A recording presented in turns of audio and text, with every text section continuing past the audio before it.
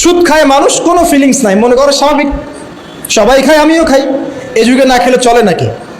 ঘুষ নেয় মানুষ, বলে স্বাভাবিক, ঘুষ ছাড়া কি চাকরি হয়? Normal train. দুর্নীতি মানুষ করে, স্বাভাবিক, নর্মাল, ও তো করে, আমি করি তো কি হয়েছে, আমার বড়জনও তো করে।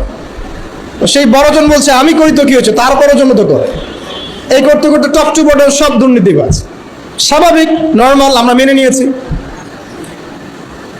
এভাবেই চলছে। যুবকরা স্মোক করে, মাদক সেবন করে, নর্মাল, সব যুবকই তো করে। কলেজ ইউনিভার্সিটিতে আমি করলে কি সমস্যা? জিনা, সবাই তো যাচ্ছে পতিতালয়, তা আমি গেলে কি সমস্যা?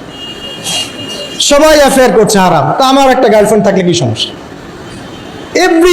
এভরিবডি হারামগুলোকে আমরা মেনে নিয়েছি, এবং মিডিয়ার মধ্যে যে ট্রেন্ডটা চালু করা হয়েছে যেগুলো নর্মাল। অথচ নবী সাল্লাল্লাহু আলাইহি ওয়াসাল্লাম, এই ফয়জুল কালাম বইয়ের মধ্যে হাদিসটা আছে যে যখন তোমার পাপ তোমাকে বাধা দিবে না, মানে তোমার ভিতর থেকে একটা বাধা আসবে না যেটা পাপ, বুঝবা যে ঈমান নাই তোমার মধ্যে। যখন ভিতর থেকে পাপ করলে একটা বাধা আসে, বুঝবা তুমি ঈমানদার। মানে পাপ করলে যদি বাধা আসে ভিতর থেকে, যে আমি এটা খারাপ কাজ করেছি, আল্লাহর কাছে আমাকে তওবা করতে হবে, ইস্তেগফার করতে হবে, তখন বুঝবেন যে আপনার ভিতর ঈমান আছে। এই জন্য আল্লাহ পাক আপনার মনের মধ্যে এই চিন্তা নিয়ে আসছেন। আলহামদুলিল্লাহ।